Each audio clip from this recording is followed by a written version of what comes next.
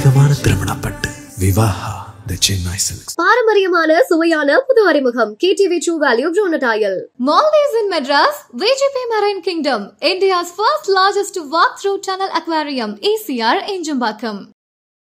சுற்றுச்சூழல் தினத்தில் முக்கிய வேண்டுகோள் வைத்த கன்னியாகுமரி MP விஜய் வசந்த் அவர்கள், கன்னியாகுமரி மக்களின் நம்பிக்கை ஒளியாக இருப்பவர்தான் திரு விஜய் வசந்த் MP அவர்கள். மக்களின் குறைகளை தீர்ப்பதில் எறும்பின் சுறுசுறுப்பு கொண்டவர். இதனால்தான் இவரின் ஒவ்வொரு பதிவும் இணையத்தில் முக்கியமாக பார்க்கப்படுகிறது. இந்த நிலையில் சுற்றுச்சூழல் தினம் குறித்து விஜய் வசந்த் MP அவர்கள் ஒரு வேண்டுகோள் வைத்துள்ளார். அவரது பதிவில், நமக்கு ஒரே ஒரு கிரகம் மட்டுமே உள்ளது. அதை நமது வருங்கால சந்ததியினருக்கு நிலையான எதிர்காலத்திற்காக பாதுகாப்பது நமது கடமை.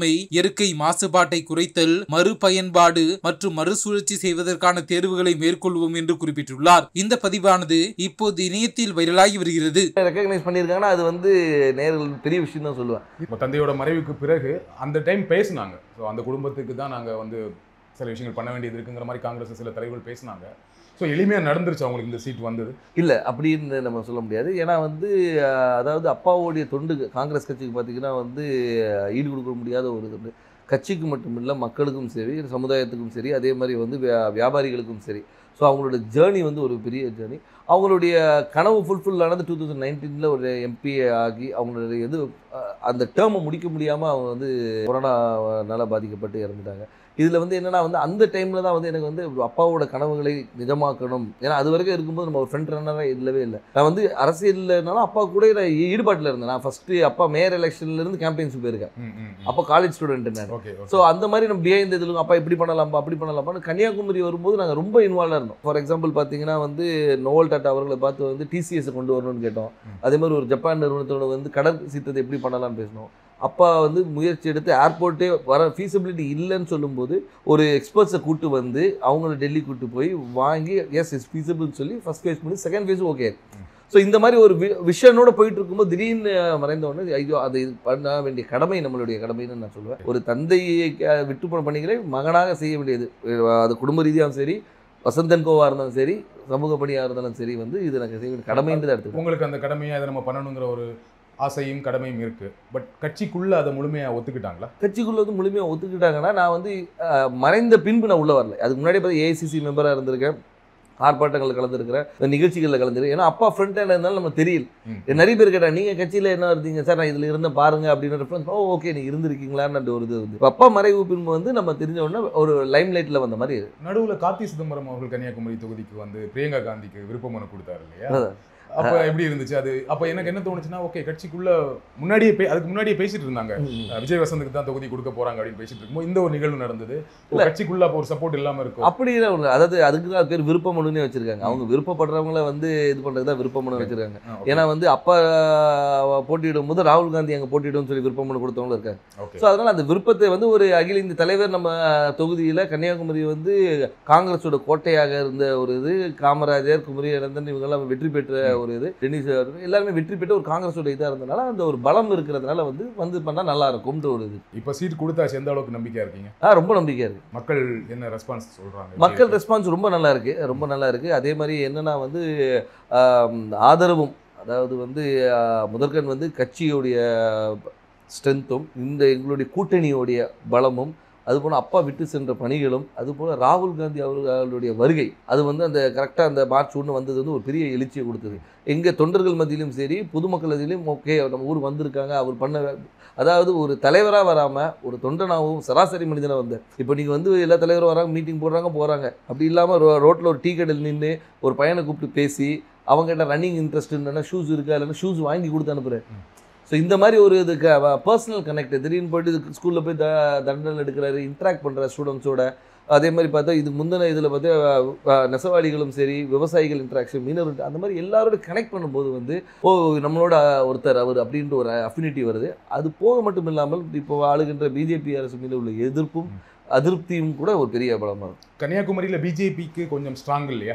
பொன்னார் அவர்கள் ரொம்ப ஸ்ட்ராங்கான கேண்டிடேட் தான் இல்லையா? அதை மறக்க முடியாது. கண்டிப்பாக அதை நம்ம மறுக்க முடியாது. நம்ம வந்து அதாவது BJP தரப்பில் திரு பொன் ராதாகிருஷ்ணன் அவர்கள் வந்து ஒரு 2 முறை MP இருந்தவர் தான், ஒரு பெரிய வேட்பாளர். ஆனாலும் எங்களுடைய கூட்டணி, அதாவது எங்கள் திமுக சார்ந்த கூட்டணி வந்து மிக பலமான கூட்டணி சொல்லலாம். அது வந்து திமுக மட்டும் இல்லாமல் எங்களை சார்ந்து இருந்த மதிமுக, அதுக்கப்புறம் விடுதலை சிறுத்தைகள், அதுக்கப்புறம் முஸ்லீம் லீக், அதுக்கப்புறம் மனிதநேய மக்கள் கட்சி, இது எல்லாமே பார்த்திங்கன்னா வந்து எங்களுடைய ஒவ்வொரு பேஸையும் கவர் பண்ணுது. அதாவது ஒரு முஸ்லீம்ஸ் கவர் பண்ணுது, திமுகவோட ஸ்ட்ராங் ஹோல்டு, மதிமுகவோட ஸ்ட்ராங் ஹோல்டு, அந்த மாதிரி வந்து எல்லா பாக்கெட்டும் கவர் பண்ணி எங்களோட ஸ்ட்ரென்த்தை வந்து நான் இன்னும் மொபிலைஸ் பண்ணி வச்சுருக்கோம். ஸோ இப்போ பார்த்தீங்கன்னா வந்து இது வந்து எங்களுடைய ஷுவர் ஷாட் விக்ட்ரின்னு சொல்லலாம். ஸோ உங்கள் கூட்டணியோட ரொம்ப ஸ்ட்ராங்காக இருக்குது, அந்த கூட்டணியை ஒரு பெரிய வெற்றி தேடி தரும்னு சொல்கிறீங்க. கண்டிப்பாக திரு வசந்தகுமார் அவர்களுக்கு கன்னியாகுமரி தொகுதி மக்கள் வாக்களித்தாங்க. ஏன் விஜய் வசந்த் அவர்களுக்கு வாக்களிக்கணும்? ஏன் உங்களுக்கு வாக்களிக்கணும்?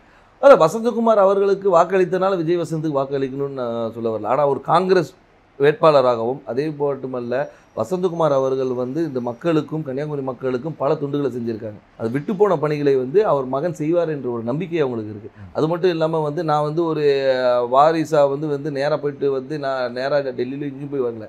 அடுத்த நாளே மக்களை சந்தித்தேன், மக்களோட இருந்தேன், எல்லா நிகழ்ச்சிகளை கலந்து கொண்டு எல்லாரோட நிறை குறைகளை கேட்டுட்ருக்கோம், மக்களாக இருந்தோம். அது ஏன்னா எடுத்தவொன்னே அக்செப்ட் பண்ணிக்க மாட்டாங்க, கேட்குற கேள்விக்கு தான் சொல்கிறேன். அதை அக்செப்ட் பண்ண வைக்கிறதுக்கு நான் ஒர்க் பண்ணேன். ஸோ அதனால் வந்து அப்பாவுடைய இடத்தை வந்து மகன் வந்து நிரப்பார் என்ற நம்பிக்கையை அவங்களுக்கு கொடுத்தேன். அந்த நம்பிக்கையை வந்து எல்லாருனாலையும் பெருசாகவே இருக்குது. அதனால் வெற்றி வாய்ப்பு ரொம்ப நல்லா இருக்குது. குமரி மாவட்டத்தில் வரீங்க, ரொம்ப படித்த மாவட்டம், ஆனால் அங்கே நிறைய பிரச்சனைகளும் இருக்குது. அதை கரெக்டாக ஐடென்டிஃபை பண்ணியிருக்கீங்களா? என்னென்ன திட்டங்கள் வச்சுருக்கீங்க? கண்டிப்பாக. அதாவது வந்து நீங்கள் கன்னியாகுமரியை பொறுத்த வரைக்கும் பார்த்தீங்கன்னா வந்து இந்த மிக்ஸ் ஆஃப் ஆல்னு சொல்லலாம். அதாவது கடல் இருக்குது, மலை இருக்குது, எல்லாமே இருக்குது. அதனால் வந்து மக்களுடைய தேவைகளும் அவங்களுடைய இதுவும் நிறைய வேறுபாடுகள் இருக்குது.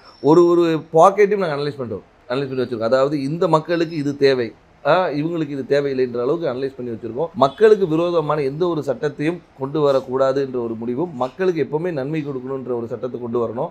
அவங்க மக்களுடைய வாழ்வாதாரத்தை உயர்த்துகிற அளவுக்கு என்ன செய்யணுமோ அந்த திட்டங்களை கொண்டு வந்து. எனக்கு தெரிஞ்ச வரையும் குமரி மாவட்டத்தில் வாழ்வாதாரம் ஓரளவுக்கு நல்ல வாழ்வாதாரம் இருக்கும். எல்லாமே படித்தவங்களாக இருப்பாங்க, வேலையில் இருப்பாங்க. ஆனால் என்னென்னா அங்கே என்ன வேலை கிடைக்குன்னா, ஒன்று படித்து முடித்தா டீச்சர், பெண்களாக இருந்தால் நர்ஸு, அப்படி இல்லைன்னா இப்போ ஒரு சமீப 10 வருடங்களாக சாஃப்ட்வேர் இன்ஜினியர் நிறைய பேர் வந்து சென்னையில் வேலை பார்க்குறாங்க, ஃபாரின் போவாங்க, கப்பல் போவாங்க, இந்த மாதிரி வேலை செய்வாங்களே தவிர மாவட்டத்துக்குள்ள வேற என்ன வேலை வாய்ப்புனா எதுவுமே பெருசாக கிடையாது. ஃபேக்ட்ரிஸ் கிடையாது, சாஃப்ட்வேர் கம்பெனிஸ் கிடையாது. அப்போ அதற்கான திட்டங்கள் என்ன?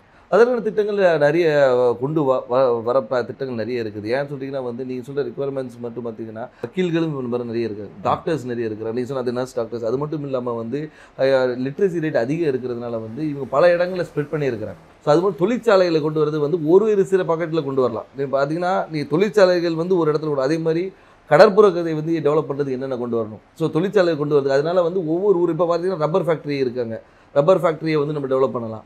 ஸோ வந்து அது மாதிரி தொழிற்சாலை நிறைய இருக்குது. அதே மாதிரி வேலைவாய்ப்பு திட்டங்களும் நிறைய கொண்டு வரலாம். நம்ம என்னென்னா நம்ம மக்கள் என்னென்னா இங்கே இருக்கிற மக்கள் எல்லாமே பாதி பேர் வெளியே தான் இருக்கிறாங்க. இப்போ இந்த கொரோனால தான் நமக்கு தெரிஞ்சு பாதி ஊரில் இருக்கும், இவ்வளோ பேர் வந்து நம்ம ஊரை சார்ந்தவங்க இந்த தமிழ்நாடு முழுக்க இருக்காங்க தெரியும்.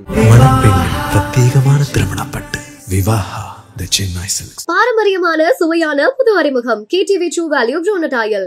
Maldives in Madras, VGP Marine Kingdom, India's first largest walk-through channel aquarium, ECR Enjambakam.